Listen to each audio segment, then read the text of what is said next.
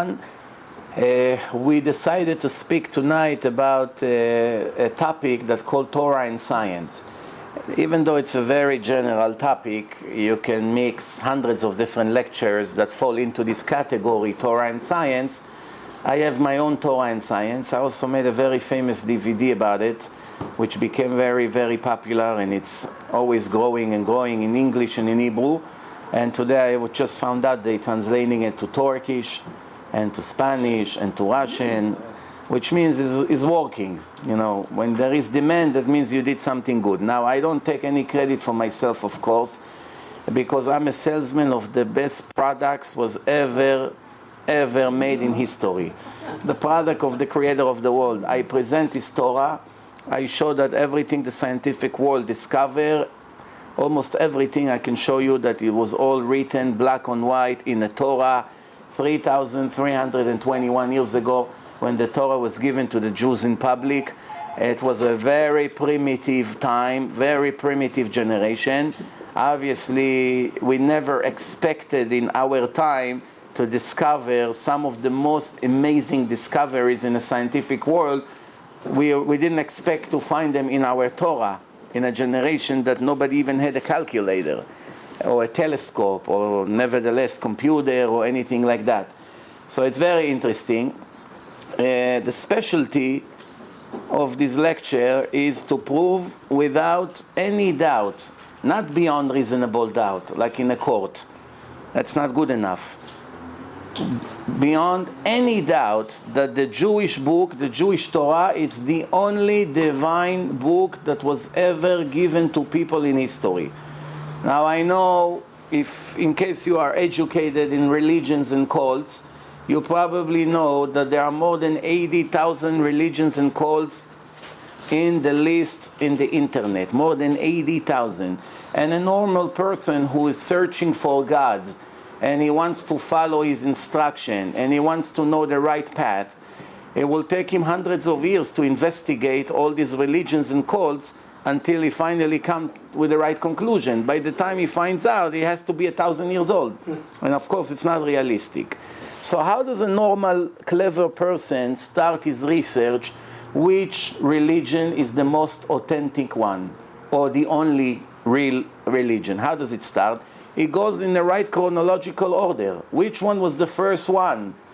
And the truth is, the first one is Judaism. The Christians and the Muslims do not deny that. 3,321 years ago, millions of Jews, at that point they were not Jewish yet.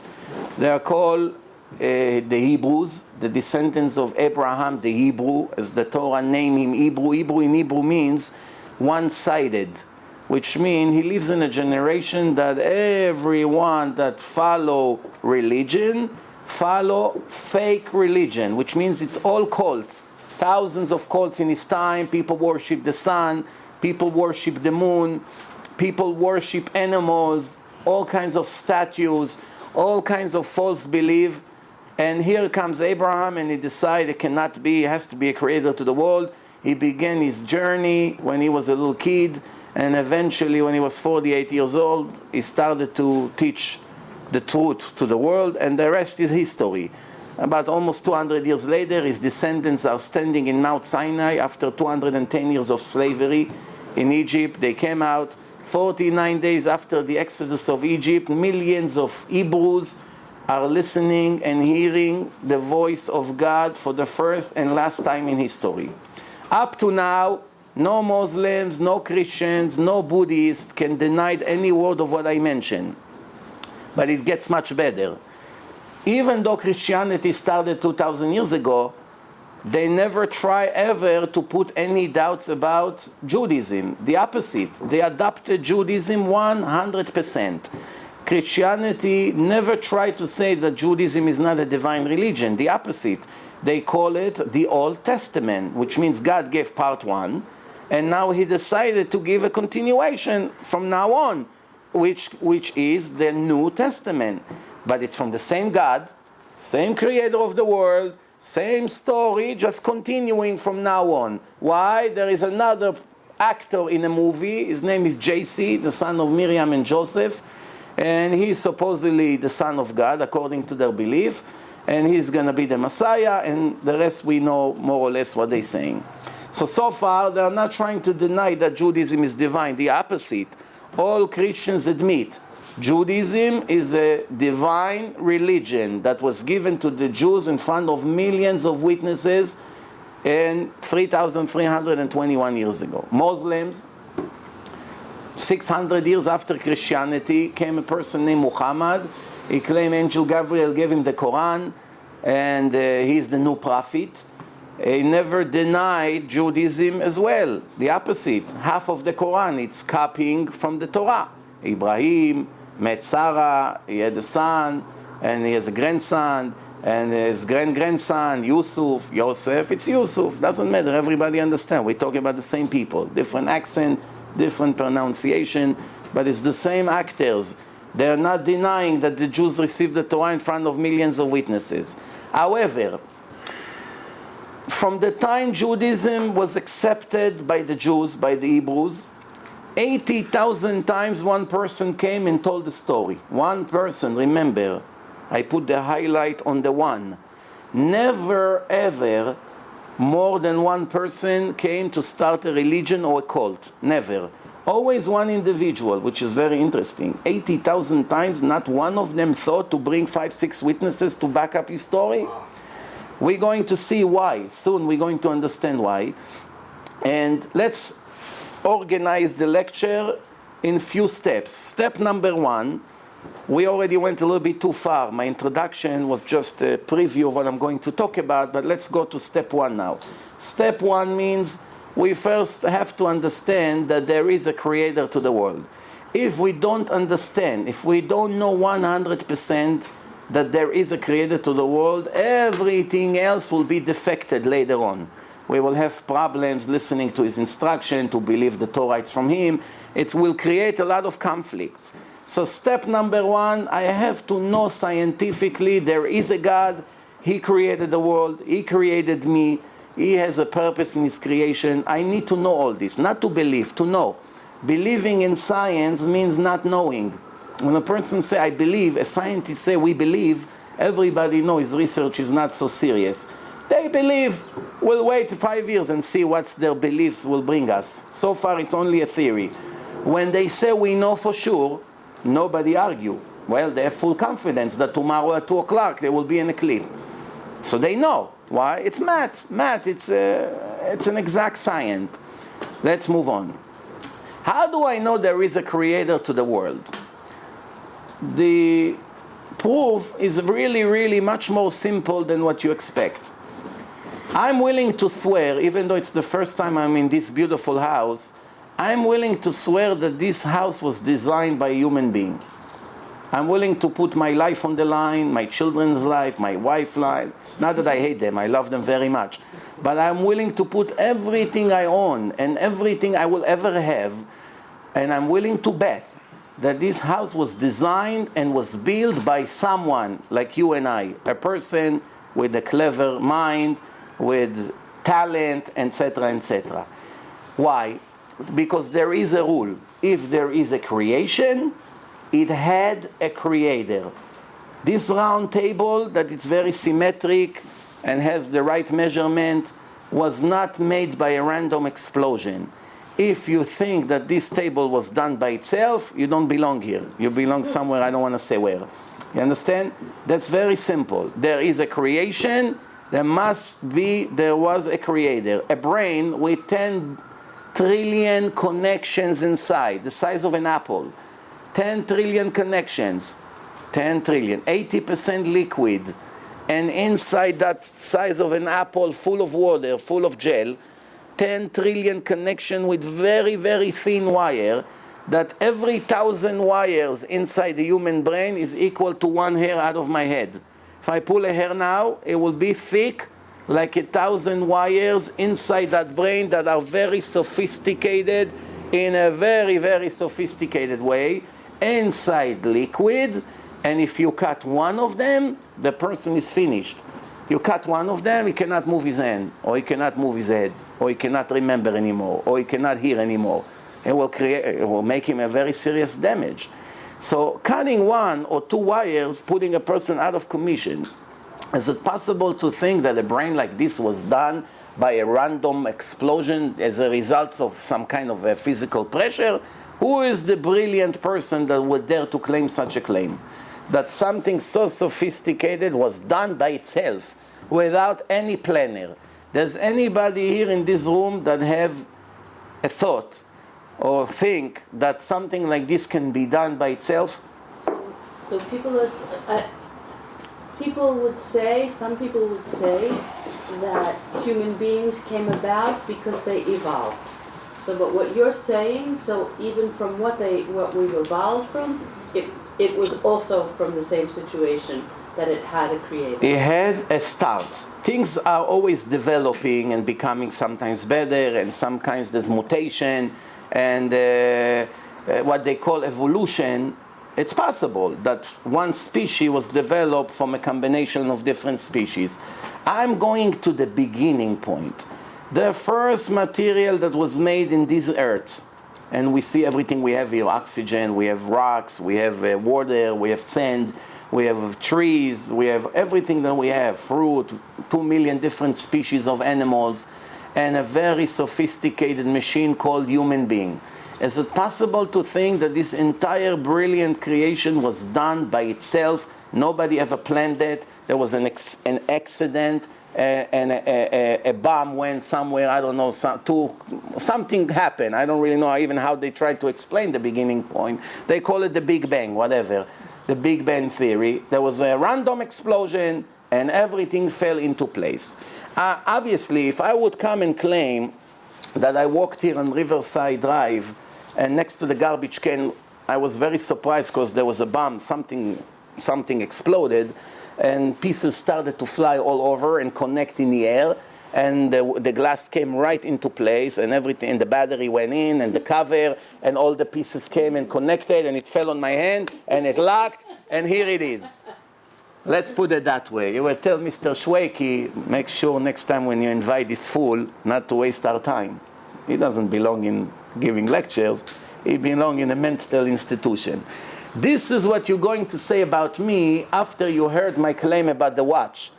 But you never said it about the thousands of famous professors who give this nonsense to all their students for 200 years in the United States. You never said it. Why? If we are consistent, we have to be 100%. If I'm a fool, there are much bigger fools than me. Because I only claim that the watch was done by itself. They claim the whole world was done by itself. A brain of a human being is 1 trillion times more sophisticated than this watch. If I'm a fool, how would you name them? And the difference is, when I give a lecture, you think 1,000,000 times if to show up or no. But when they give a lecture, thousands of people standing online and buy their books. So far, everything I say makes sense. Let's move on. If you have questions, you can always stop me and ask me. I prefer to answer your specific question to just force a lecture on you. So let's move on. Step number 2.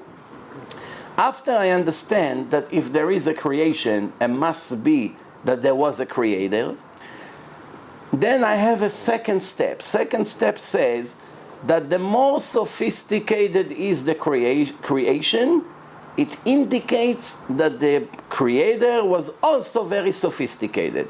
To make a table, you don't have to be a genius. To make a laptop, you have to be a lot smarter. And to make an F-16 plane, you need a lot more knowledge and talent and many years of research. Which means the more sophisticated the creation, it indicates about the brilliance of the creator. And we all have to agree that nothing in the creation is more sophisticated than the human being. Take the dumbest person in the world, is more sophisticated in the entire system, the computer system of NASA, all of them combined. And if you want, I can prove to you. In order for us to create a combination of an eye and a brain, the scientists claim that you have to circle the world 3 times with computer, one connects to the other.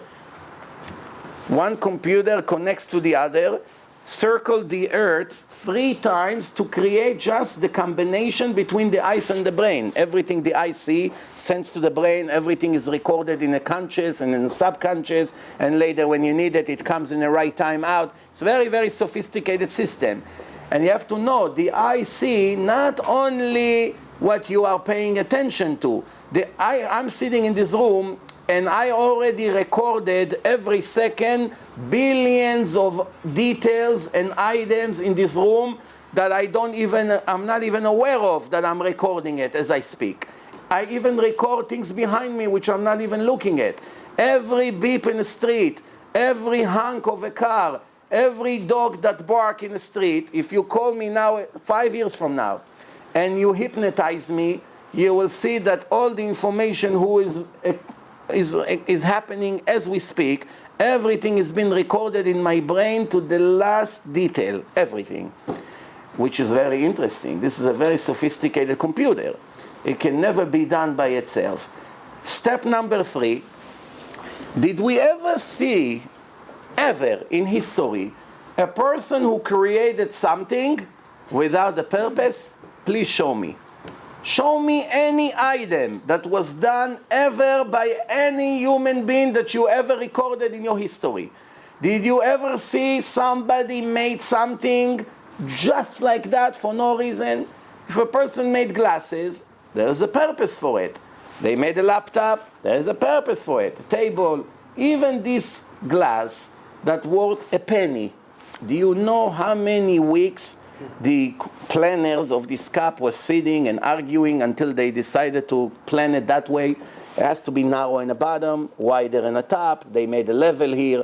They made on top something that when you put them one on top of the other, they will become one piece. And they made all kinds of things, and they made it symmetric, and they made it flat, and they made it straight, and sometimes if it's a bottle, so they make it narrow that a person can hold it with one hand. You know how many things? And they made it first, and they asked people, what do you think about it? And the people try it for a week, and people wrote the comments, 1 penny. And in the end, they came up with a final product. Do you ever think that something like this would ever become without a purpose? If this has a purpose, we don't need to be a genius to know that the world has a much bigger purpose. In that case, we're going to step number 5.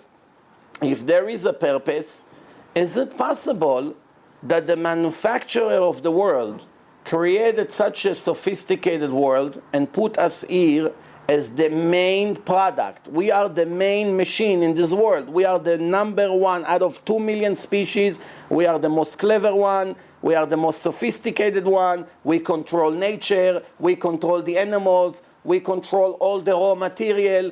Everything in this world was designed for us. You don't need to be a genius to see that the planner of this world planned it for me and you.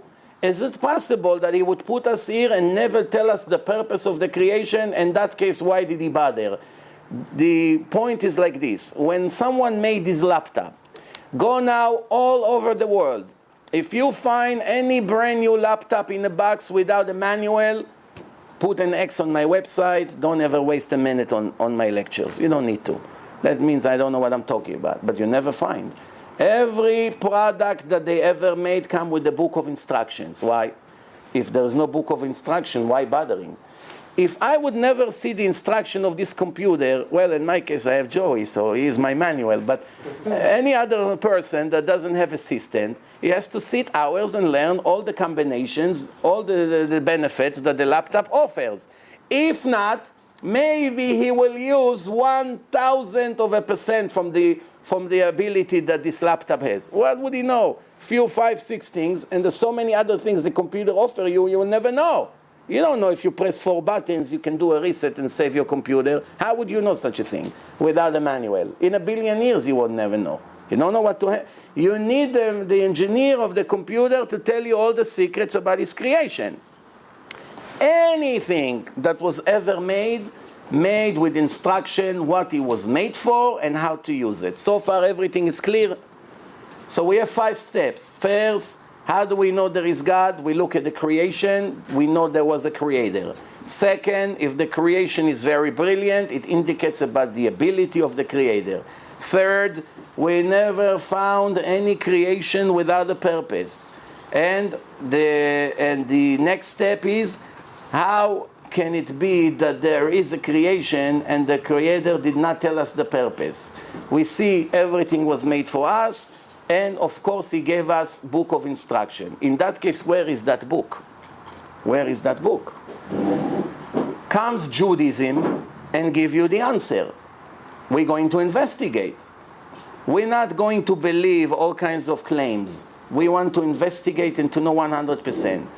Come millions of people in the world, what we call Jews. Today there's not that many. Maybe there are 2 million Orthodox Jews who live according to the instruction of the Creator. The rest live in a darkness, in a spiritual darkness. They have no idea what they live for.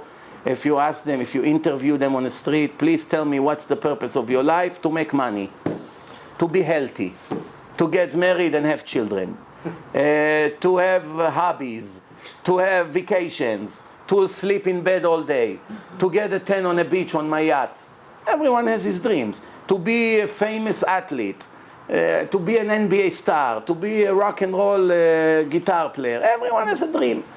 Technically, if you review the list of dreams that people have, people who are not aware of the book of God, you can compare it to the dreams of the monkeys, with only one difference, that the monkeys has it easy. They don't have to sweat for it, and we have to work 30 years for it.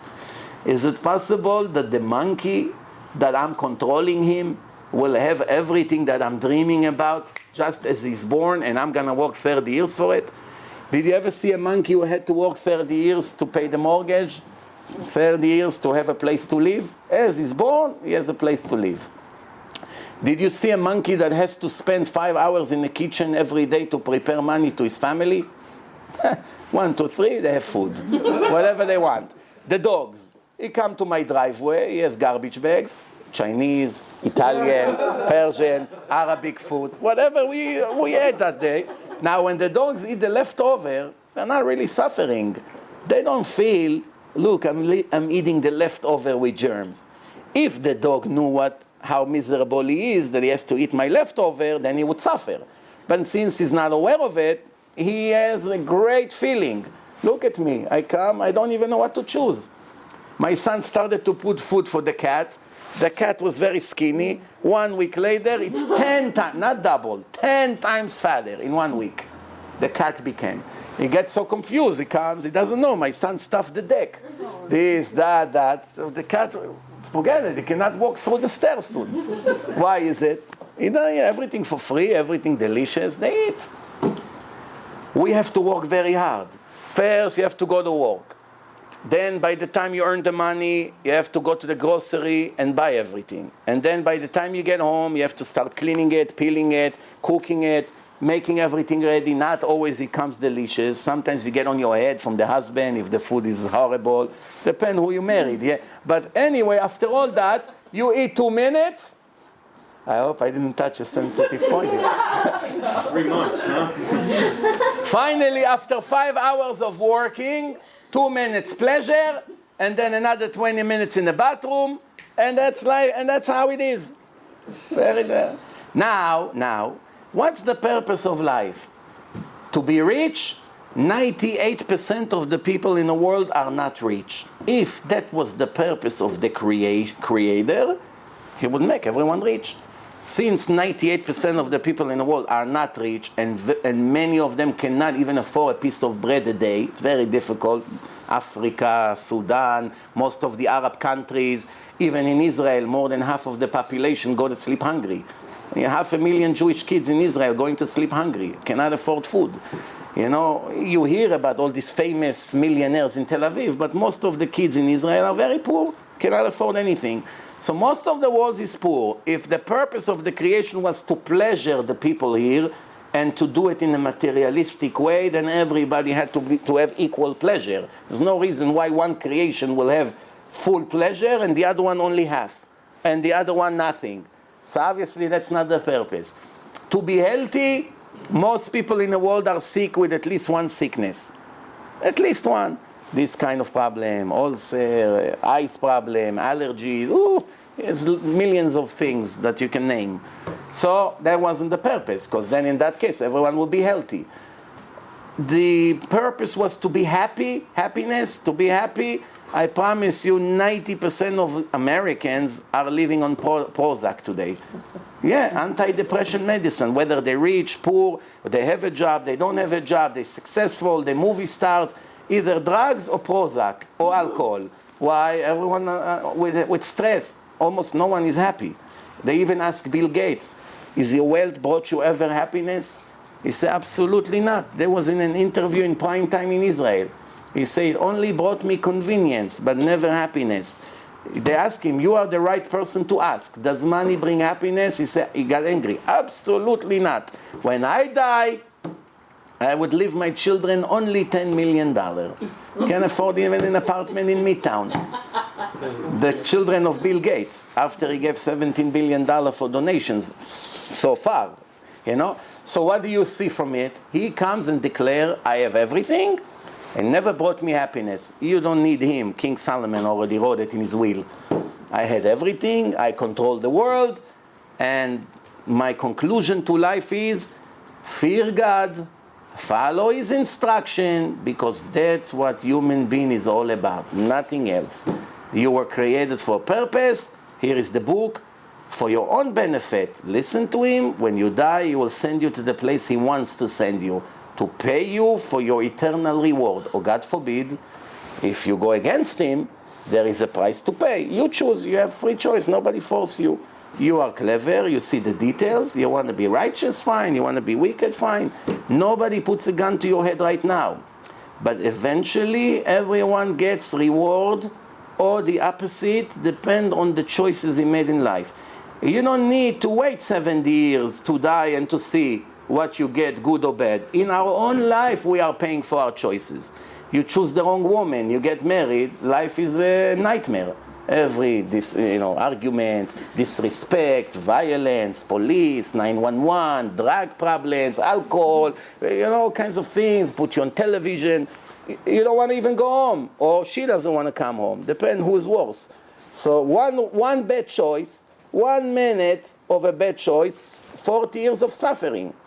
And people who think divorce solves the problem, sometimes it makes it much worse. So really, once you make one bad choice, that's it. Sometimes there's no cure for it. Also, in health, you breathe some kind of material that it's not supposed to, and it made you a permanent damage. Now you live 40 years with this damage. You drove like crazy. You were only 17. You get into an accident, you lost your legs all your life. You're in a wheelchair, which means we are paying already for the choices that we made. I have a whole lecture that the whole concept of the free choice works exactly like the GPS. If you drive your car, for those of you who drive, you have a GPS. What's the GPS? You put an address. This is my destination in life. I have to go from Manhattan to Muncie. So I have to go 5 highways. I go here, this exit, this. I get to this street, 5 lights. I make a right, I make a left, 5 miles, and I get home. What happened if while I'm driving, I made one mistake? I'm supposed to get off this exit, and I was talking to my friend, and I forgot, and now I missed the exit. What happened? Sometimes, no big deal. I lost 5-10 minutes. I make a U-turn, I went back, I corrected it. Sometimes, traffic. 2 hours happened to me once. Miss the exit. If I get off the exit, 2 minutes later I'm home. Now I miss the exit. 3 hours I stuck in construction. The road is closed. Imagine the feeling. What a fool! How did I miss the exit? Sometimes it can be critical. Now, what happened when a person missed the exit? What happened to the GPS? Right away, you hear recalculating. Your entire future changed completely. There's not one detail in your future will stay the same. Your children will never be the same. Your money will never be the same. Your health will never be the same. One bad choice in life, and the rest is all changing. Which means you are 25 years old. You go on a date with Rachel. No, you hesitate. Then you go on a date with Esther. And you're hesitating now. You don't know which one. Rachel, Esther. What's the point? Rachel, very righteous girl. Very strong, devoted, following her mission in life to be righteous. And Esther, also a little bit righteous, but not like Rachel, because she's busy with other things. Esther also is a multi-millionaire. She's gonna get you a house, and you don't have to worry about work. Your life will be supposedly easy. But she's not into religion so much. She's not such a spiritual person. She's busy with fashion shows and makeup and art and vacations, etc., etc. And this girl, she's not so pretty, she's not so rich, but very righteous. Now it's a difficult choice. You go with the beauty and the money. 20 years later, you review your life. Now over here, you don't know what would have happened. You don't know. But according to the Torah, when a person dies, first thing he sees a movie of all the mistakes he made in his life and the results of every mistake. Which means, if a person was a brilliant person and he never learned Torah, he see what would happen if he would go to yeshiva and learn Torah. They show him, this is what you were supposed to be, and look what a loser you became. They show him, this is what you were supposed to be with your potential, and look what you ended up with. Or, this is the girl you were supposed to marry, this is the girl you ended up marrying. Look what would happen if you married the righteous girl. They're showing you beautiful house full of children, all of them righteous, and now you have your children all married, they all have healthy life, and everyone is very righteous and humbled and beautiful life. And then you went with the beauty and the money, drug problems, 5 times divorce, one thing leads to another. You ended up living, you're 55, 70 years old, whatever, you're lonely, you live with your dog in some apartment, you don't have children and not grandchildren, and now you're reviewing your 2 lives. This is what I'm supposed to be, and look what I became. One choice. You hesitate. I take her or I take her. If you took the right one, your life will never be the same. You took the wrong one, your life will never be the same. This is the whole concept of the free choice. And by the way, from 2 million species that lives in this world, the only one who has free choice to choose whatever they want without any interference with their choices is the human being. No other animal has a free choice. They all live with instinct. They see fire, they run away. When the tiger sees a zebra, if he's hungry, you cannot tell him, I'm sorry, I'm taking pictures. Don't eat the zebra yet. I didn't finish. Wait 5 minutes. Wait 5 minutes, I'll give you 2 zebras. I'll give you interest. Wait 5 minutes. Let me take... he's hungry, he's attacking. There's no way to talk to him, even in his language. There's no way. Why? I'm hungry, I'm attacking. I'm not hungry, I don't touch you. I see fire, I run away. I see water, I jump in. That's how animals are. People can control themselves. One time they jump, one time they don't jump, depending on the situation. This is what, there's a whole lecture about free choice. Let's move on. How do I know now that what the Jews claim is true?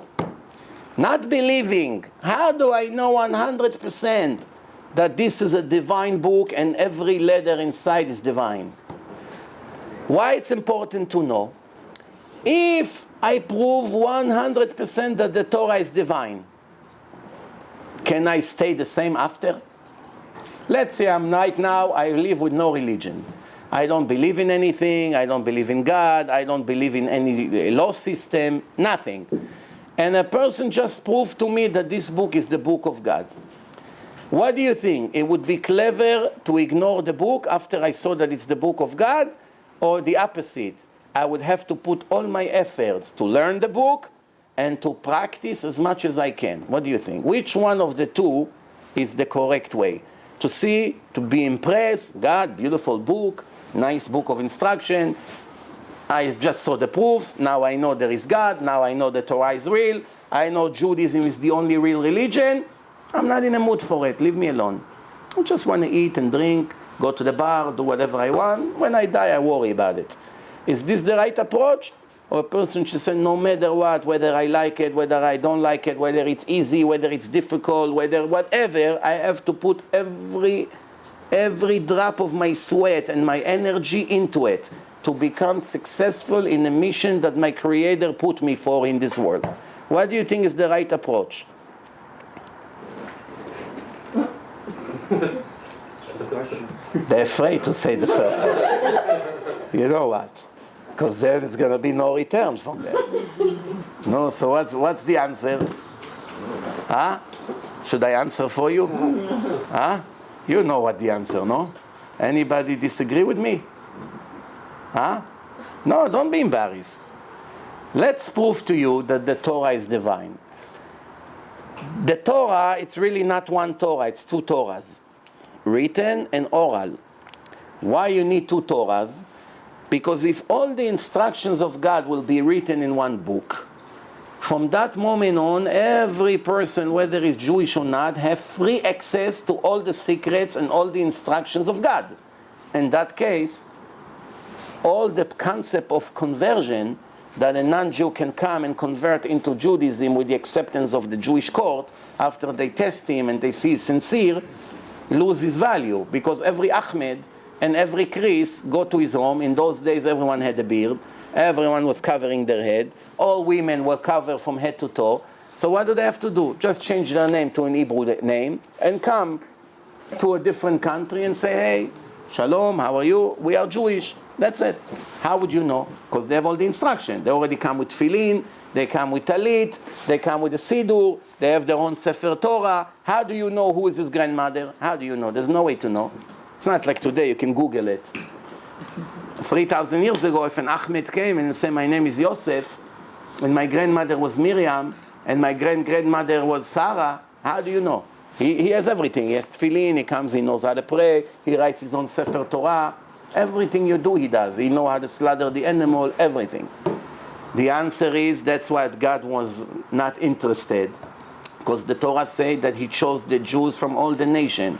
You are my children, I chose you from all the nation to be mine. I don't give you permission to be like the rest of the nations. There are two different leagues. The league for you and the league for the rest of the world. Even among the Gentiles, there's different levels. Some nations are higher than others. Some are blessed, some are cursed for different reasons. That's not the topic tonight. But even among the Jews, there are different levels. I'm not a Kohen. If my friend is a Kohen, he's higher than me. Does it make me upset? Absolutely not. I respect God's decision. He chose Aaron and he blessed him and he gave him a gift. You and your descendants are special, holy. You're going to be my servant in the holy temple, and you do all the ceremonies for the rest of the nation. And for that, I will reward you with free income for the rest of your life. You don't have to worry about income. Everyone gives you 10% from the income, from the wheat, from the barley, from everything, from the animals. You are wealthy. You don't have to worry about making a living. You're servicing all the services in the holy temple of Jerusalem, and that's it. It's a gift. Does it bother me? No. It's God's decision, and for sure it's right. He knows what he's doing. Then there is a second level, Levi. Also a servants of God in Bet HaMikdash in a different way. They sing in a choir. They also get all kinds of incomes. Different, less than Kohen. Does it bother me? No.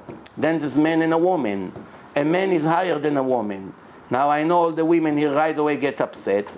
The answer is not because the man is smarter than a woman. No, the Torah said the woman is smarter than a man. And women has benefits that men will never have.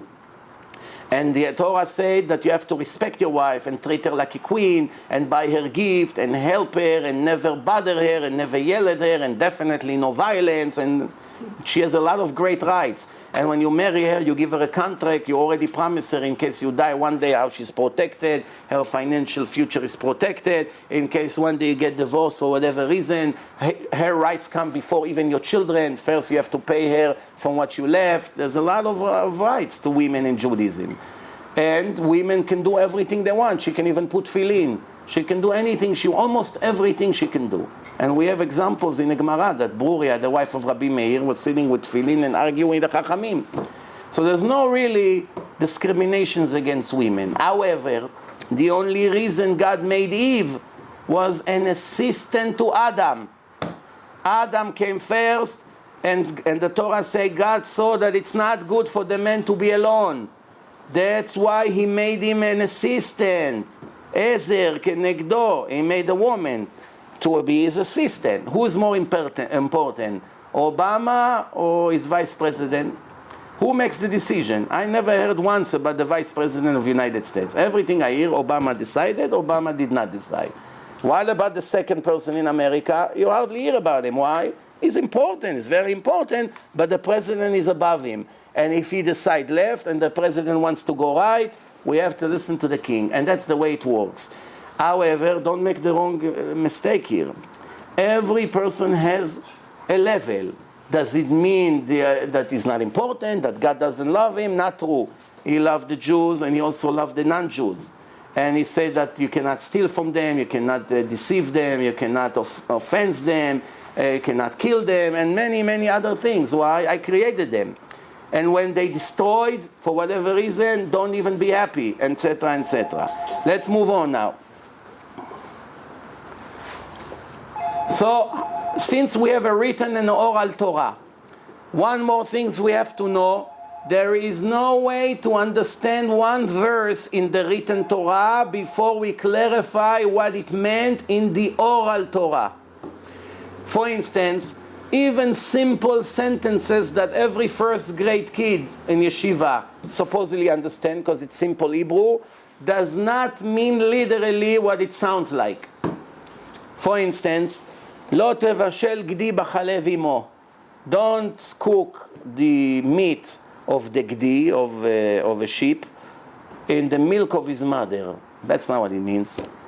That's what it sounds like. You take the mother's meat, after you slaughter it, you take the meat, you take the milk, that's the kid. Now you take the mother, you take some milk from her, you want to make yourself a steak with dairy liquid, whatever, you're not allowed. That's not what it means. Even a cow, it's the same thing. Deer, the same thing. So how would you know the truth of the Torah? You must go into the oral law. I give one more example. How all Jews unite in Israel 60, 70 years ago? Sfaradim, Ashkenazim, Yemenites, Hasidim from Poland, from Germany, Syria, Yemen, Persia, from all over the world with no internet, no telephones, no connections, nothing whatsoever. Jews started to come, immigrants from all over the world. They opened their bags. Every one of them has a set of tefillin. One for the hand, one for the head. Same, all of it was black. You never saw one yellow. One red tefillin, never. Why? It's in fashion. What? Everyone will wear white shirt like this rabbi all the time, white. It's boring.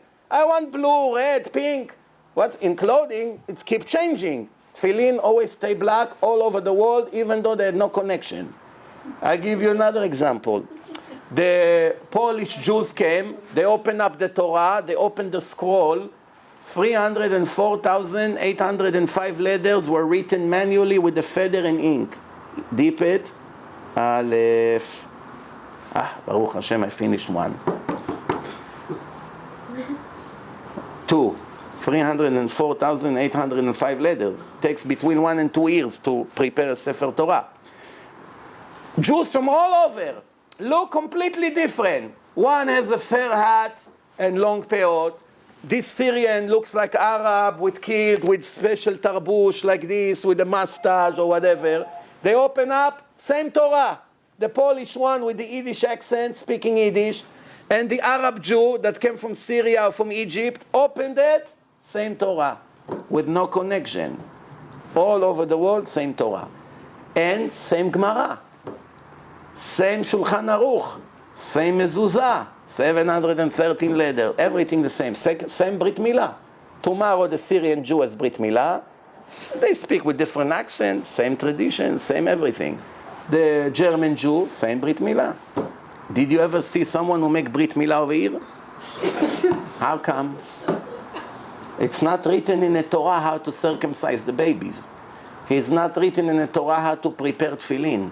It's not written in a Sefer Torah how to prepare a Sefer Torah. It's not written in a Torah how to observe the Sabbath. Basically, nothing is written in a written Torah. Nothing. Only the name of the mitzvah. No instructions whatsoever that the Goyim will not have access to it. And even when Jews were learning from the rabbis all the secrets of every mitzvah, it was forbidden to write it. If you wanted to write it, you only were allowed to write one subject at a time on a scroll, separately. Not everything together. Only one. Brit Milah we're learning this week, I'm writing myself comments. what the Rabbi was teaching, all the secrets. How does the Rabbi know? He got it from his Rabbi. How does his Rabbi know? From his Rabbi. From his Rabbi all the way to Moshe Rabbeinu. And then 3,321 years later, you gather all the Jews in Israel, and everyone has the same Torah, the same 613 laws. By the Christians, it should have been the same way. No, 2,000 years of Christianity.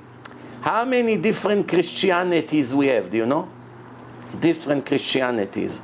More than 150,000 different Christianities. Take the New Testament, put one next to the other. Everyone is different than the other. Mistakes, errors, human errors, missing words, missing dates, spelling, grammar problems. All kinds of things. Events described differently. Why? After 2,000 years, when they were copying, up to 500 years ago, it was all manually. Then they started to print. But it doesn't matter. When you copy from 100,000 letter, you have to make at least one mistake. So if I made one mistake, and he made one mistake in a different letter, there's already 3 versions. The original, I have one mistake, so mine is different, and he made in a different letter, so now there's already 3 versions. Now she copied. What happened? She made mistake. At least one. Sometimes you make 50 mistakes from 100,000 letters. It's all manual. You copy one by one. Sometimes you can skip the whole row by mistake. You copy. It happens all the time. So what happened? After 2,000 years, there's more than 150,000 different versions. When I say that to the priest, I had a famous debate against this Christian priest. Baruch Hashem, we had more than 1 million views all over the internet about it, about these things. I got so many thousands of responses from people. Now we translated Mizrachi Hashem to Hebrew. It's going to be a hit in Israel. The priest said in the end of the argument, I told him, after I showed him one mistake after the other, in the end, he said, you put me in a hole. I don't know how I'm going to dig myself out of there. So I told him, I just proved to you your religion is fake. It's not God's religion. It's not a divine religion. It's a man-made religion. If you have one answer, come, I'm not running away. And of course, they don't have any answer. So then he said, but my heart doesn't let me leave it. Who cares about the heart? So I told him when Mustafa blew up the kids with the bus with the kids, he also believed in his heart that that's the right thing to do, to kill innocent children. The heart is nothing. One day you're depressed, one day you're happy, you drink a little bit l'chaim, so you're happy, now you don't have l'chaim, so you're upset. If we follow our hearts, for sure we'll end it to the wrong direction. The heart is nothing. We have to talk about knowledge, and he doesn't have answers. Why? Because it's a fake religion. Same thing Islam, full of human errors.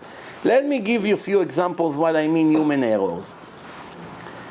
Here, 1,400 years ago, the Muslims received the religion. Muhammad came from the desert and he say, this is the book that I received from Angel Gabriel in the desert. Who is Angel Gabriel? The angel of the Jews.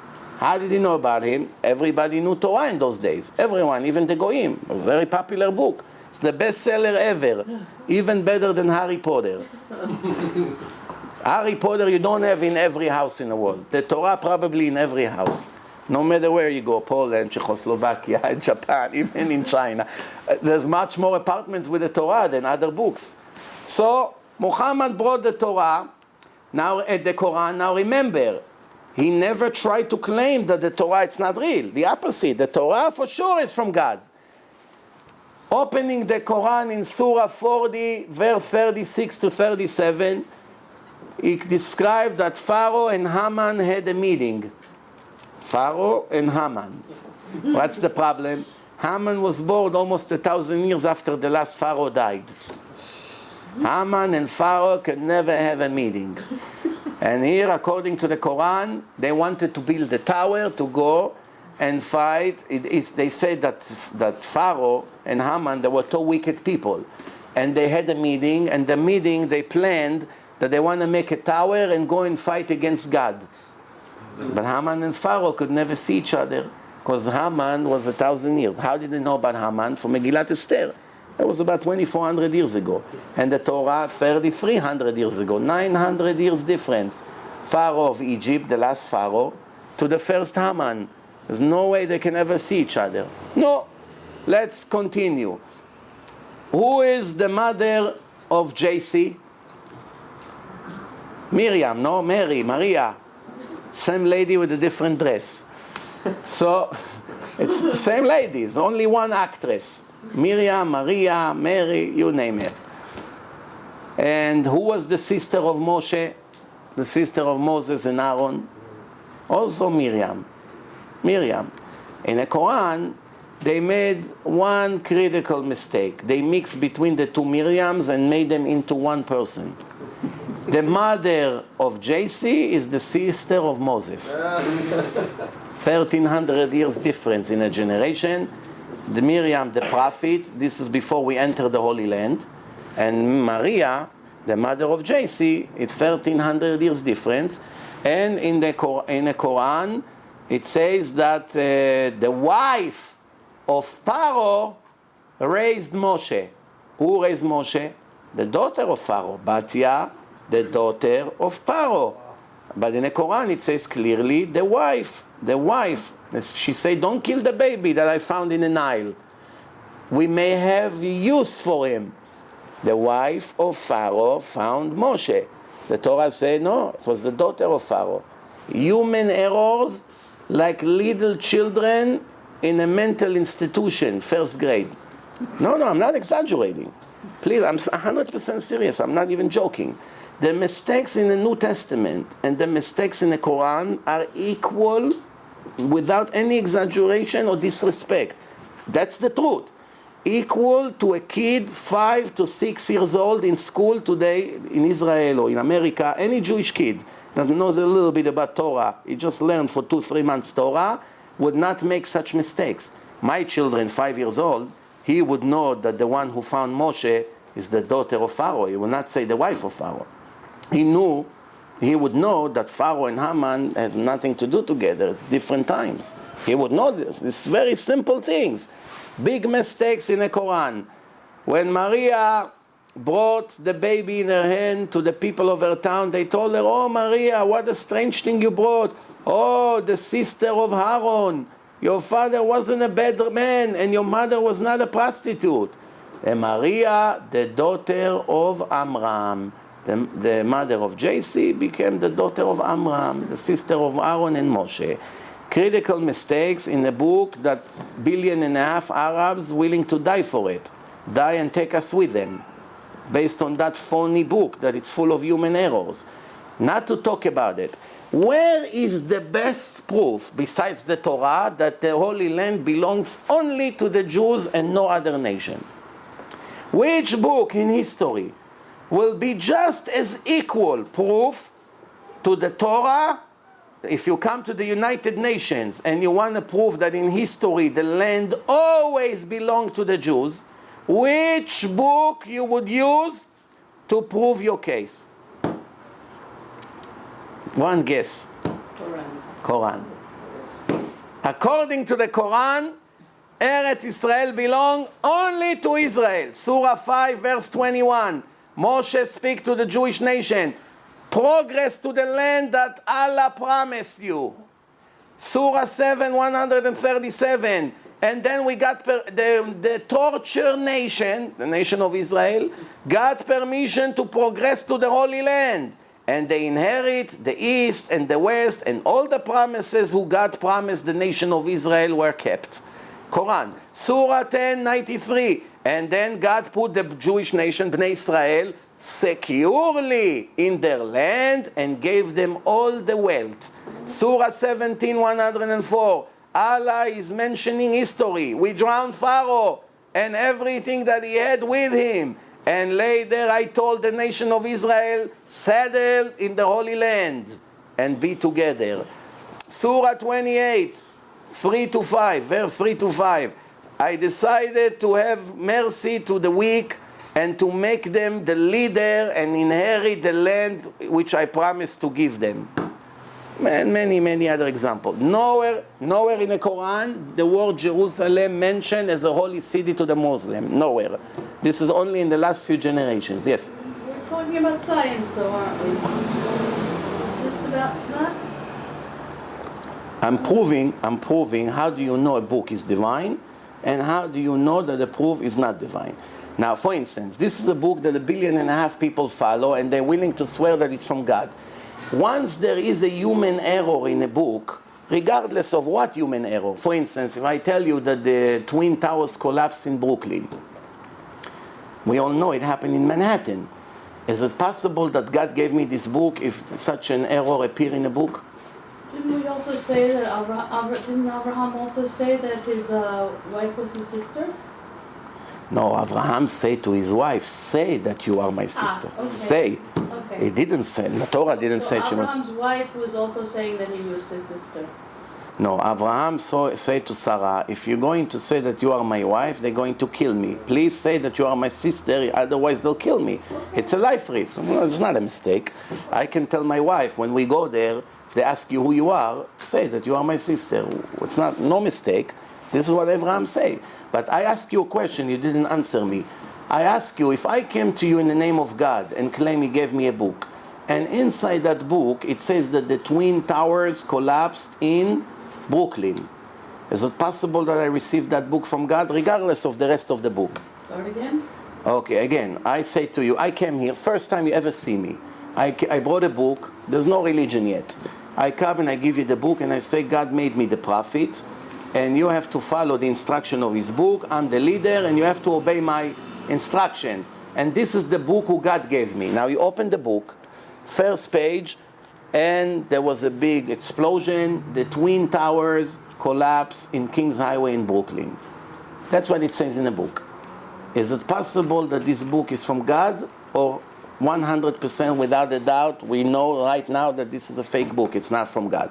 Can God make such mistake? He doesn't know where the towers collapse? Possible? Not possible. Sure. I said. What? You're not giving a clear answer. Anybody think it's possible that God would write in a book that the Twin Towers collapsed in Brooklyn? Oy lanu if we have such a God, that He doesn't know what happened 10 years ago and where it happened. I have to dedicate my life to a book full of human errors like this. So in case you didn't know, in the New Testament it says that the cave that Abraham, Isaac, and Jacob is buried is in the city of Nablus, Shechem, when everybody knows it's in Hebron. It's always been there. There was never ever anyone who claimed that besides the New Testament. And that's when I showed it to the priest, he didn't believe first. And then when I found him the source, it's in Act 7 in the New Testament, he almost fainted. He drank 17 bottles of water. Why? Because he didn't know how to get out of there. Because I told him before, if somebody would come, exactly the question I ask you, I ask him. It's not interesting to me. No, not interesting. We are searching now for the truth. Is it possible that a book that has such human errors, it's divine or no? That's the question. The reason I say it, because now I want to prove to you how do we know that the Torah is really divine. But in order for me to prove it, first I want to show you that two books that are very famous and close to 4 billion people follow, and some of them are willing to die for that book, are definitely not from God. That's step one for me. Now I want to show you how do we know that the Torah is for sure divine. How do we know? First of all, the Torah never had a mistake. Nobody ever found a mistake, such a geographical mistake, mathematical mistake, physical mistake in the Torah from the day it was written until this moment. Nobody ever say, hey, the Torah say this and it's not true. Nobody. And also, everything I'm showing right now, it's all come from the oral Torah. Why? Because many Jews saying, I believe in a written Torah, but I don't believe in the oral Torah. Why? Since it was transferred verbally, how do I know that the rabbis didn't make it more strict and larger than what God gave? Maybe the rabbis modify it and added all kinds of things, and what we do today, it's really not what God wanted. That's why I prefer to prove that the oral law is divine, and then it's needless to say that the written Torah is divine. Let me give the first proof for tonight. The rest of the proofs, I brought you 3 DVDs, as you can see here, Torah and Science. It's a beautiful film. It's divided to 3 sessions. First hour, proving scientifically, without any doubt, that the Jews stood in Mount Sinai and heard the voice of God and accepted the Torah in front of millions of witnesses. That's first part. It's proving. Part two, proving that the written and the oral law could never be written by a human being. The one who wrote the written and the oral Torah had abilities that is way above any smart or sophisticated human being ever lived. Which means a human being could never have that knowledge, no matter how smart he is. And that changed the whole thing, if you know that it's divine book. And the third part is teaching the purpose of life, the free choice concept, why righteous people suffer, why wicked people celebrate, what's going to happen in the afterlife. Many famous questions that every individual asks, whether he's a Jew or not, I answer in the third part of the movie. Let's move on. As I told you, in Christianity, it says that the New Testament is in Nablus. It says that Jacob went to Egypt with 75 people. And in the Torah, it says 70, and it's impossible that God made such a mistake. And part 1, he wrote 70, and all of a sudden, he wrote part 2, and he wrote 75. He forgot? What kind of God is this, that he doesn't remember the details in first book, and now he comes with a continuation and make complete contradictions? But there are many more. If you want, I also brought you a copy of the debate. You can watch it and decide for yourself. Now, let's give the first example. How do we know the book is divine?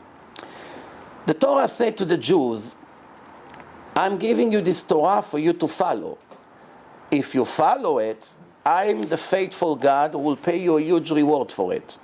Not only here, mainly almost everything when you die. In your end, I will reward you in your end. Or in another verse, for you and your children forever. Forever means forever. Lecha ulevanecha ad olam, if you understand Hebrew. For you and your children for eternity. I will benefit you and your children for eternity for listening to me and following my instructions.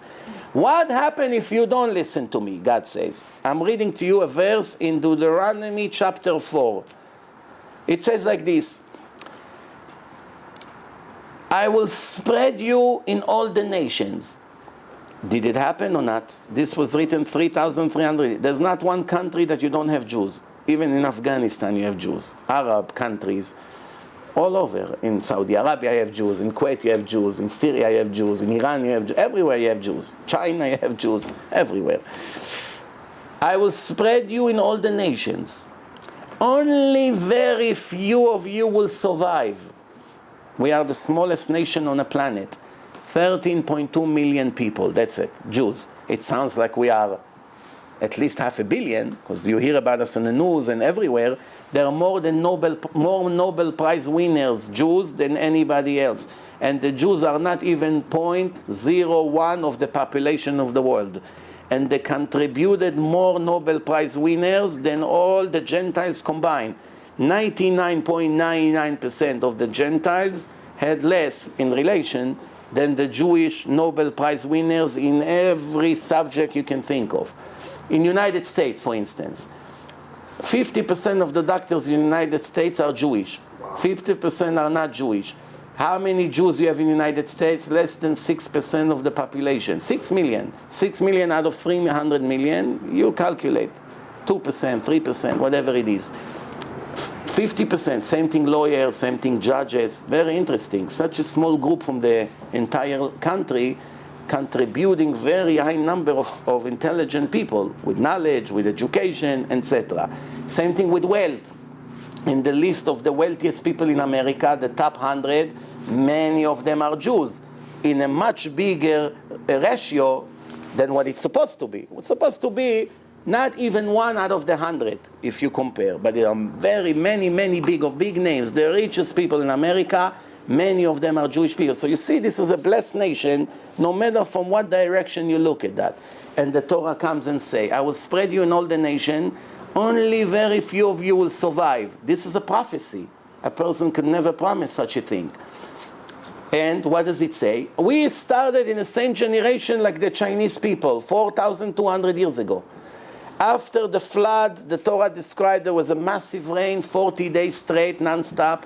The whole world was covered with water, everyone drowned, And Noah and his family got saved in a big boat that they prepared in advance, and the world restarted. And after that, Noah had a grandson named Sini. Sini in Hebrew means Chinese. Sin is China. Sini, Chinese. Grandson called Chinese. His uncle was Shem, our father. When you hate a Jew, how do you call anti-Semite? Anti-Sem. Sem is Shem in Hebrew. Shem, Sem, same thing. So anti-Semite means he hated the descendants of Shem. Shem was the uncle of China. So China is supposedly one generation after our father, but let's say the same generation. 4,200 years, 2 billion Chinese with restriction on birth. They only allowed to have one kid. Not allowed to have more than one kid in China. Jews up to 25, 30 years ago had no restriction on birth until they discovered all the birth control. But before that, there was no way to prevent. No way to prevent. So Jews should have been at least 5 billion Jews, minimum, because we have no restriction. They have restriction, and they are close to 2 billion. We should have been 5 billion. Where did they go? 5 billion and became only 13 million.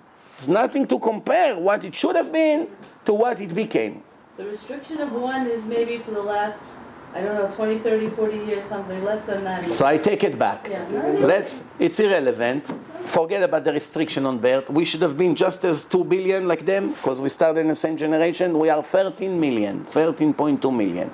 The reason for it is because God is behaving with his children differently than he behaves with the rest of the Gentiles. Which means the nation of Israel, as the Torah says, have special restriction that the Gentiles do not have. Gentiles can eat whatever they want. Jews are not allowed. They have to eat only special food. The Gentiles not allowed to kill. The Jews also not allowed to kill. The Gentiles not allowed to steal. Jews also not allowed to steal. But the restrictions that the Jews have is 365 restrictions and 248 positive commandments. Together 613 laws. The Gentiles have only 7 laws to keep. A righteous Gentile that keeps the 7 laws and loves God and is faithful to him and is not ungrateful and he keeps the 7 laws, has the world to come. He goes to heaven of the Gentiles. It's a much lower spiritual level with less pleasure, but it's eternal. And a Jew, God forbid, who go against God and does not listen to his rules, God has the right to close the gate for that Jew and not let him enter to this. Why? Because he didn't follow the instruction of God. Which means there are Gentiles who are righteous and listening to God and fulfilling their purpose in life, and there are Jews who have no idea bichlal what they live for. You catch them, how old are you, Mr. Jew? 7 years old. Can you tell me what you live for? He has no idea. Do you know God? I'm not sure. Do you know the Torah? I never saw it. So he has basically no idea, 70 years, what even needs to be done. How is he going to be successful when he never learned 1 minute of his life what the purpose of life is? He doesn't even know if the Torah is divine. So inside this book, the Torah said to the Jews, I will spread you in all the nation, only very few of you will survive. Only, and over there, you're going to betray me by following false gods. The God of the wood and the God of the stone. God of the wood, God of the stone. What does it mean? We know that Christianity symbol is the cross, the wood cross. They say knock on wood, wood cross, that's the symbol of Christianity. The symbol of Islam is that big rock in Mecca, in Saudi Arabia. The Torah gave a hint. That's still not a scientific proof. It's a hint. Now comes the scientific proof. The Torah said there will be false religion, the religion of the wood, the religion of the rock. Islam and Christianity. How do I know that God referred to these two religions? Remember, this is 1,300 years before it started and 1,800 years before Islam. Inside that verse, you have a secret code hidden in the verse. You have the name of Jesus and the name of Mecca in the Hebrew version, in the Holy Language, appear inside this verse in an equal skip of 50. Yud, 50 letters Shin, 50 letters Vav. That's the name of JC in Hebrew, Yeshu. Mecca, Mem, 50 letters Chaf, 50 letters A. Eden inside in equal skip. Which means not only hint that there will be a religion that it's a wood and a rock. Inside the verse, he gave you two key words that leaves no doubt that he spoke about Christianity and Islam. This was written, remember, when no human being was able to know that in almost 2,000 years from now, it's going to be a religion of a rock, of a stone, or religion of the wood. How would he know? And then planted inside in equal mathematical skip. It's not coincidence, it's planned inside. Now, in case you wonder, there are thousands of hidden codes inside the Torah. Leaders in our generation, such as George Bush, such as Yitzhak Rabin, that was assassinated, the name of his murderer, and many other events in our days appear in the Torah in equal mathematical skip. I have a whole lecture in my website, Codes in the Torah. You can go, there's a famous book, Codes in the Torah. I don't have time to continue about this. It's a whole different subject. Let's move on.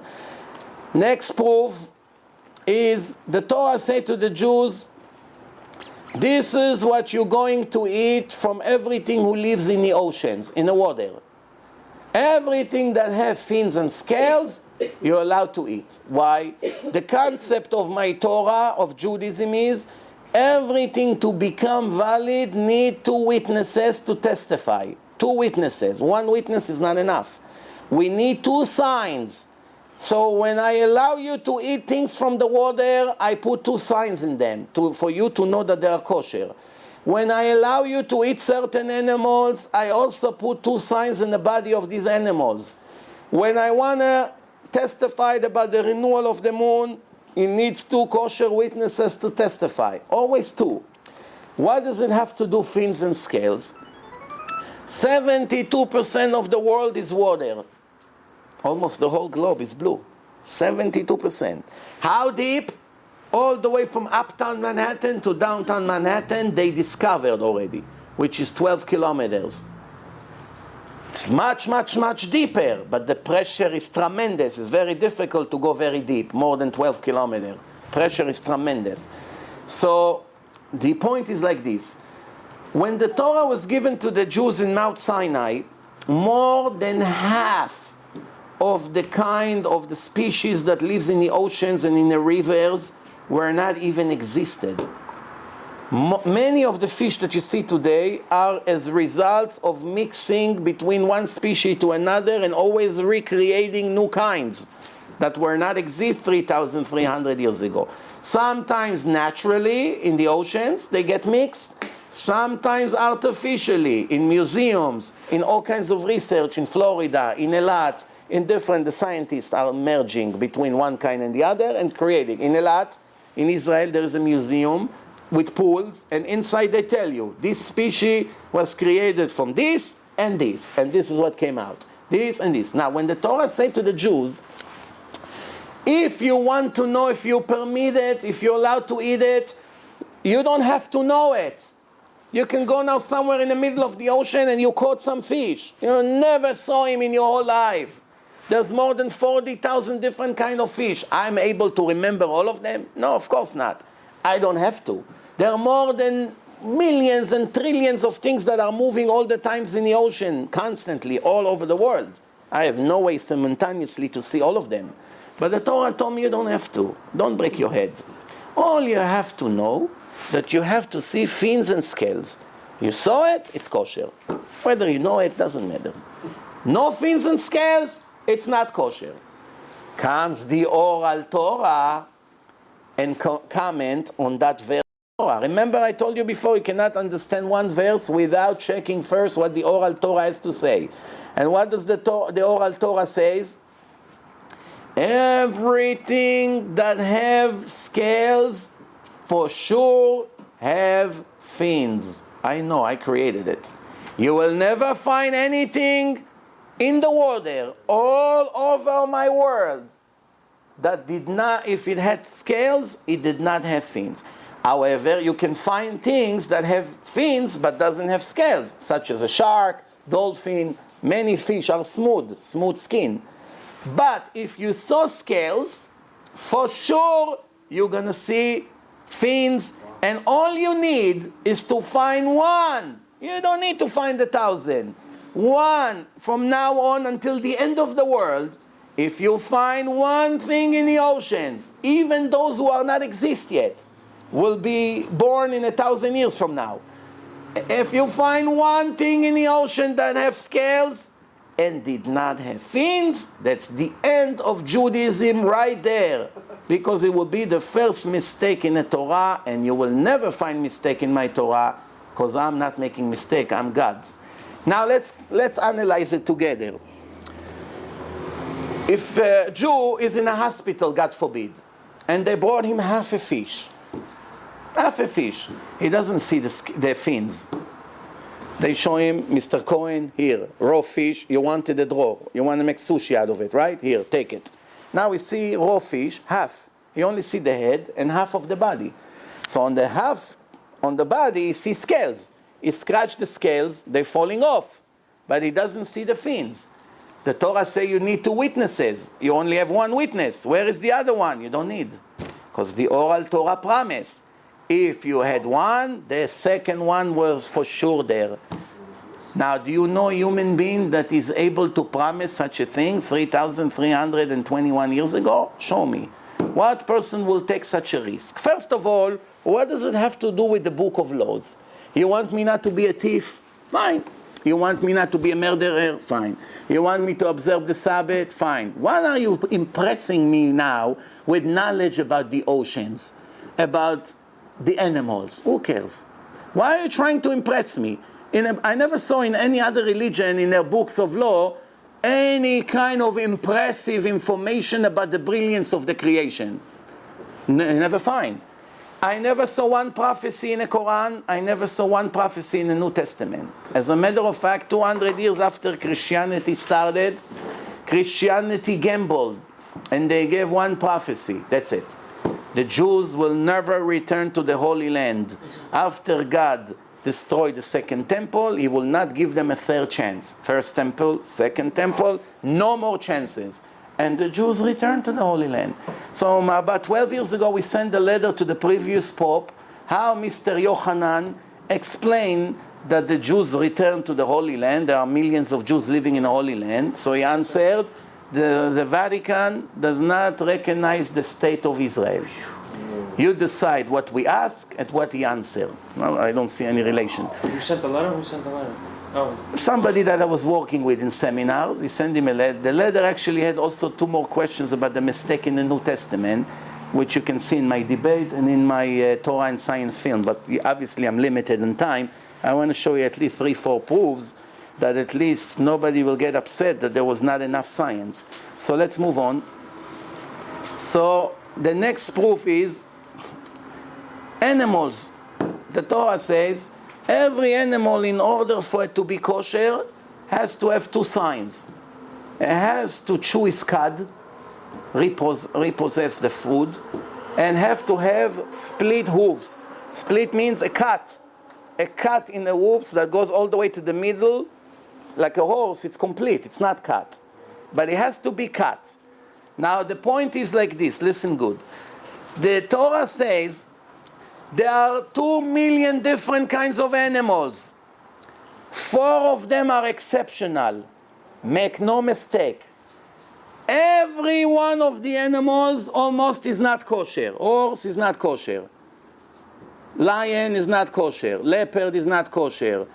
But there are 4 animals who are exception to the rule. They have only 1 witness.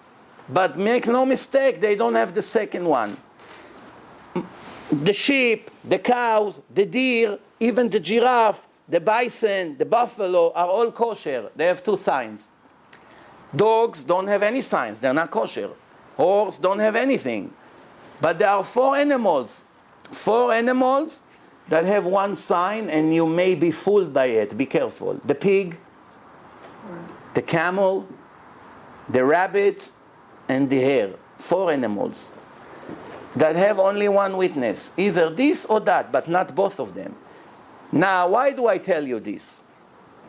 If we are going to find one more species in nature that have one sign, not two, one, that's the end of Judaism right there.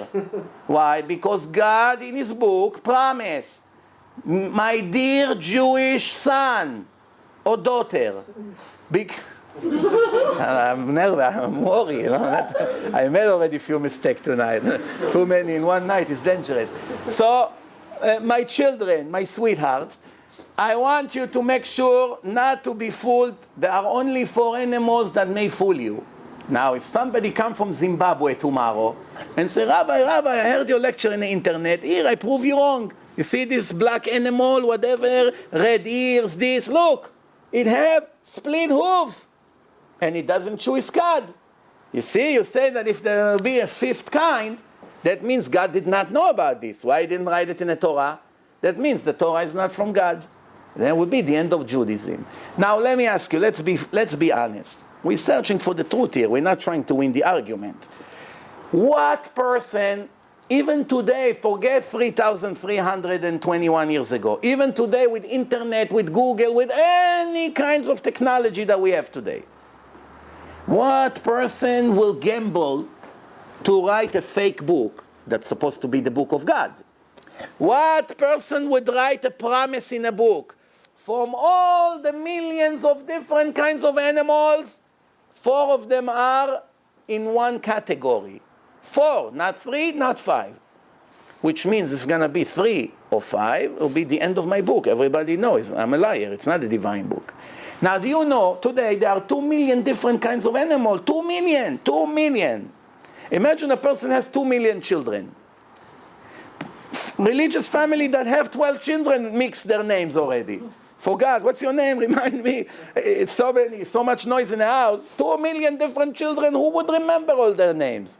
2 million? You know what the number is? 2 million? All the way to the end of Long Island, you wouldn't get even to 100,000 people if they hold hands. There's no end to it. 2 million. You have to know all of them by heart. You have to know them perfectly from the outside, perfectly from the inside. You have to know and control all the future of the world to write such a thing. And no one can see the entire world simultaneously to promise what the world doesn't have. I don't know any one of you. Can I swear that one of you doesn't have a sister in Brazil? How can I swear such a thing? I can only swear if you have a sister, because I can bring her and put her around the table. But if you don't have, there's no way to swear.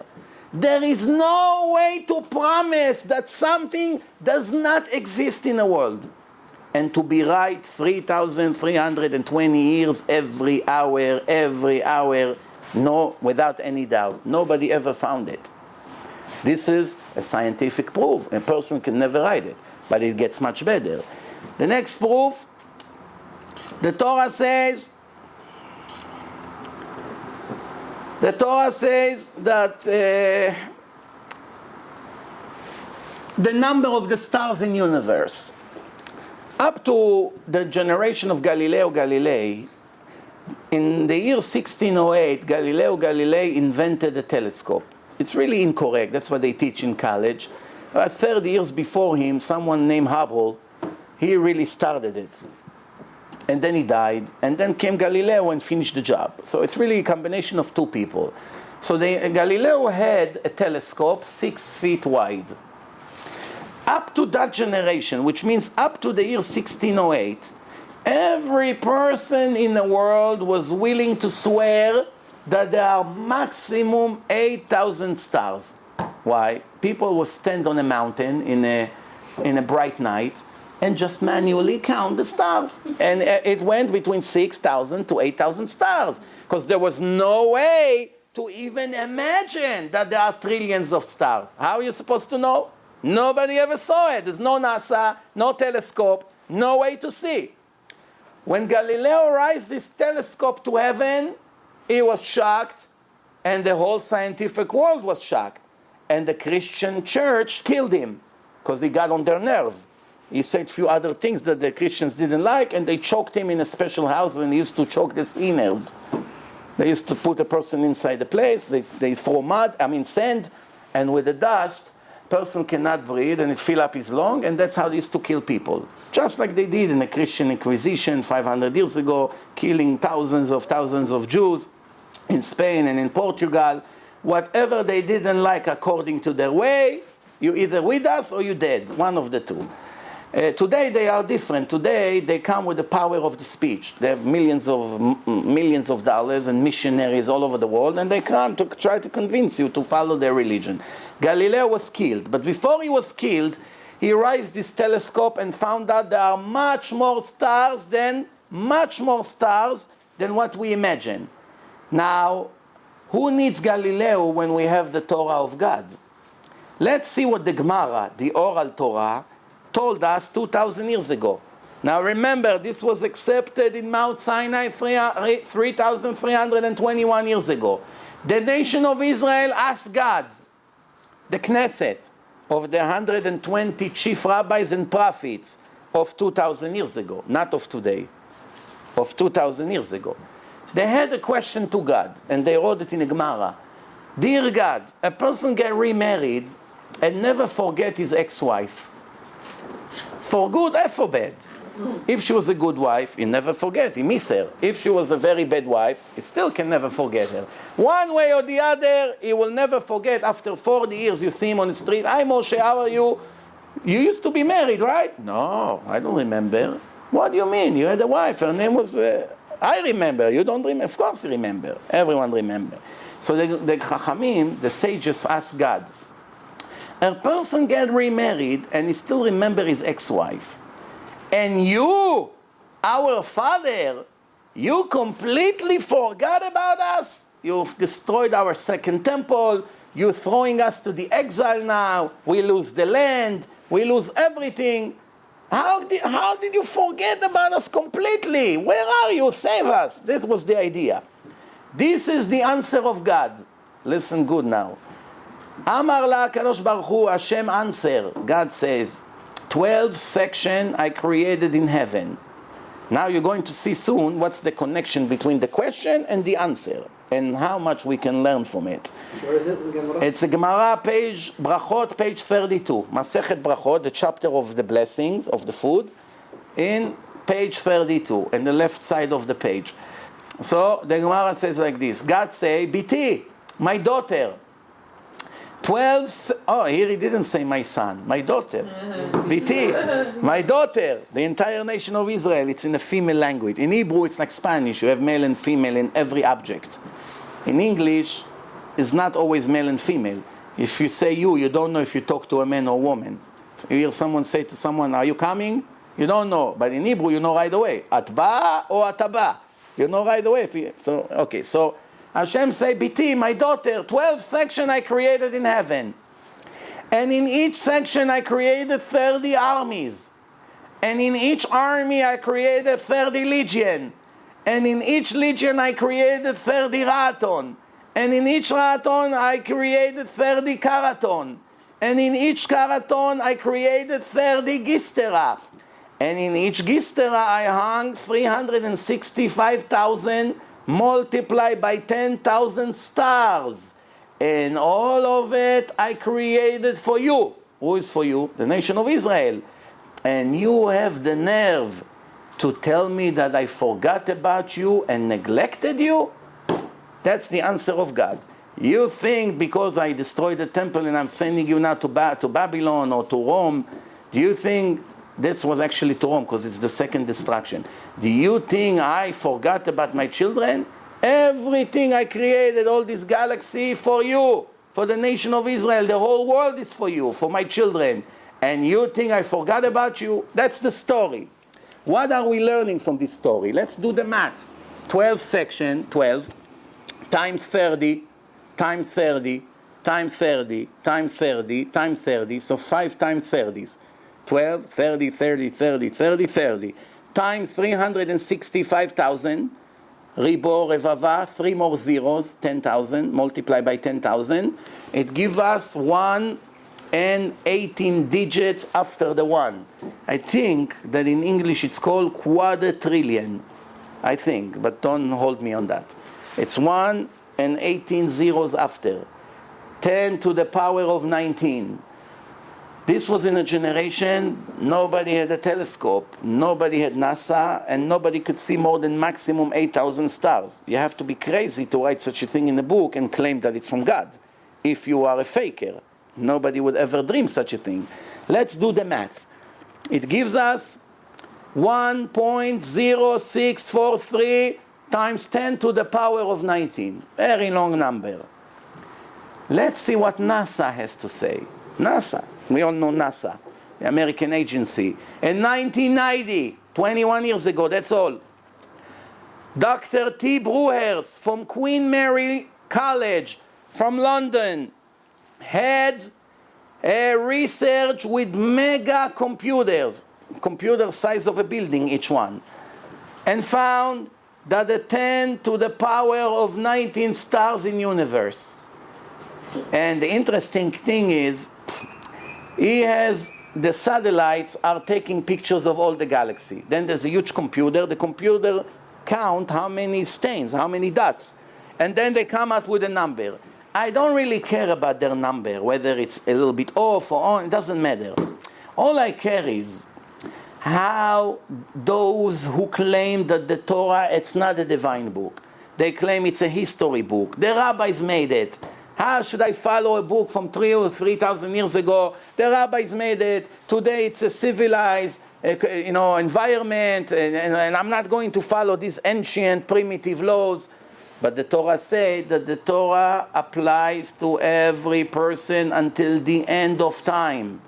Equally, no difference. Primitive, modern world, doesn't matter. Everyone is in a test here in life until the end of this world, God says. Now, how did a person was able to write such a thing in a generation that you couldn't see 8,000 stars? So this 1 to the power of 19 is mamash in the Torah or is it in the Gemara? It's in the Gemara, which makes it even greater. It's an oral law. Oral law, not which was very good, available. very good. It was transferred from rabbi to student, and just when the Jews were sent to exile, Rabbi Yehuda Anasi, the founder of the Mishnah, he gathered all the oral Torah, which was groups of laws. He gathered it into what we have, Shisha Sidre Mishnah, the Mishnayos. And he gathered everything, Rabbi Yehuda Anasi, and then came the Gemara, which is commentaries about the source, which was the oral law. So is there something specific that this 1 to the power of 19 is connected to the written Torah? Do we have? Is there a direct the written Torah says. The written Torah says that God blessed Abraham. He sought to be someone he starts. Yeah. Now he gave him 2 blessings, which supposedly contradicting one each other. I'll give you an exactly, very good. So you catch very quick, Baruch Hashem. But for them, I will specify what I mean. Yeah, no offense. So there's a Gemara as to how much sand there is in the? No. Wait. No, I want just people. You're making very good points. I'm glad you brought it up. I'm glad. I didn't want to complicate things, but if you brought it up, I have to comment. So God would bless Abraham. I will multiply your descendants like the sand on the ground and like the stars in the sky. So the Goyim, the Gentiles, used to make a party out of this verse. You claim that you have the book of God. The atheists, they say, what kind of a book is that? There's a contradiction in the same verse. Not here and there. In the same verse, you have a contradiction. The first half of the verse is speaking about billions and billions of sands, and the other half is talking about 6,000 to 8,000 stars. So is he blessing Abraham or is cursing Abraham? If he will multiply his children like the sand, then it's a great blessing. It's billions and trillions, who knows? If he kills him, he gives him only 6,000, a nation of 6,000 people. Even the Jews are 13 million. It's the smallest nation in the world. What kind of nation is this 6,000 people? It's not even a city. It's nothing. Then when Galileo came with this discovery that there's much more, they went crazy. Because the Jews always used to say, not what you see, it's not what exists. We just don't see the stars. If God say that the stars and the sands are plenty, he knows what he's talking about. Today, with the help of NASA, everybody knows. There are trillions and trillions of stars and galaxies. Because time is running out, let me just conclude. The Gemara spoke about 7 categories. Mazalot, 12 mazalot, 12 section. Chayil, armies. Legion, Rahaton, Karaton, Gistera, Kochavim, stars. 7, one inside the other. 12, by the way, 12 is the horoscope, right? You have, take a pie of pizza. It's a whole circle, 360 degrees. That's a circle, right? Or like the watch, you have 12 hours. Each from 12 to 1, it's 30 degrees. From 1 to 2, it's another 30 degrees. From 2 to 3, another 30. Altogether, 12 times 30, 360. Now, if the Earth is going around the sun every year, 365 days, the entire world that we live in is completing a whole circle around the sun. If you were born when Earth was between 12 and 1, you are Mazal Taleh, Aries. If you're between 1 and 2, you Mazal Shor, a different Mazal. That's the horoscope. It comes from Judaism. Make no mistake. That's the source. The interesting part is that the non-Jewish Gentile, NASA or the Germans and the rest of the Gentiles, which have no idea about the Gemara, they came with a research with 7 categories. How they call it? Different names, but 7 categories. For instance, what the Gemara call mazalot, they call constellations. I'm not so great about these words in English. I'll try to read it slow. What we call, the Gemara call chayil, they call hosts. Hosts. What the Gemara call legion, they also call legion. Very interesting. What the Gemara call raton, they call divisions. What the Gemara call karaton, they call battalions. What the Gemara call gistera, they call camps. C-A-M-P-S. What the Gemara call stars, they also call stars. Kochavim, kochavim. One inside the other. They have billions and dollars and research 30 years until they came with this number. A primitive Jew, 2,000 years ago, walking with his beard in Iraq, in a market, buying vegetable, he knew it. He didn't need to spend $30 billion to find. Why? How did he know it? He read in the Gemara and he knew it. And the last thing for today, let's talk about the renewal of the moon. There are 3 ways to celebrate a year. According to the sun, according to the moon, or according to both of them. The Christians go by the sun only. 365 days and a little bit. That's the year. The Muslims go by the moon only. 354 days. There's 11 days and a third, almost, difference between the calendar of the Muslims to the calendar of the Christian, which means every 3 years you are losing 33 days, which is about a month. That's why the fast of the Ramadan that the Arabs have sometimes fall in August, sometimes fall on January. Sometimes the Arab freeze like this, they're hungry and freezing. Sometimes they're hungry and sweating. They don't care. One time is here, one time is there, it's no problem. The Ramadan, nowhere in the Quran it says that it has to be in a specific time. That's why they don't care. Christianity, they also saw that it's not balanced correct, so every 4 years they add 1 day to the calendar. February 21, make sure you're not going to be born in that day, because you lose a lot of gifts. Every 4 years you have birthday. Every 4 years, because the other 3 years your date is not in the calendar. There's no February 29. 3 days, February 29. February is 28 days. Every 4 years you have 29. Okay. Now, Judaism are going based on the sun and the moon. But we have a problem. How we overcome the mathematical problem? Listen good now, this is shocking, mamash shocking. We have a problem. Why?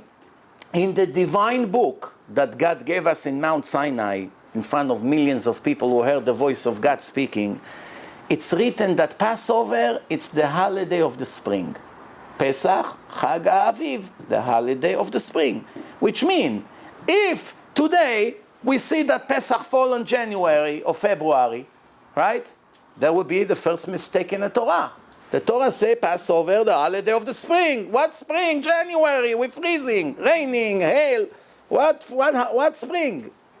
God said He wants Passover always to be in the spring. That's how it was in the original Passover.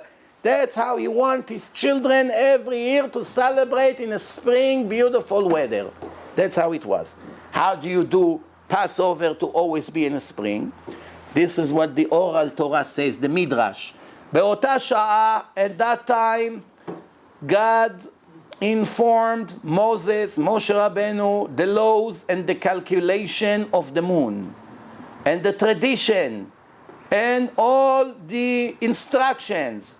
And he informed him how he's going to make leap years and the size of the months. Because the written Torah says, Shamor et chodesh Aviv v'asita Pesach. Observe the month of the spring and make Passover there.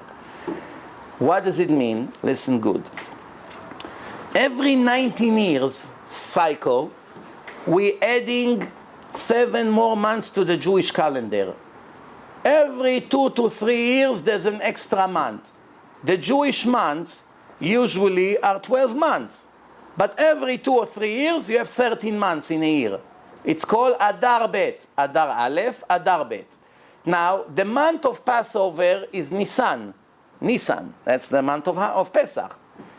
Adar is the month before. Purim falls on Adar, Pesach falls on Nisan.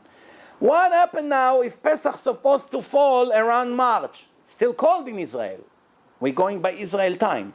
It's still a little bit cold in March. April, it's already warm. But March is sometimes cold. We push an extra month into the calendar and postpone Passover by another month. So it will follow Nisan. That's why there's 2 Adar.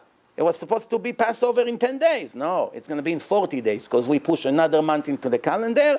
We postponed it by 30 days. It's going to be warm. Next year is fine. We don't need to postpone. Next year is also fine.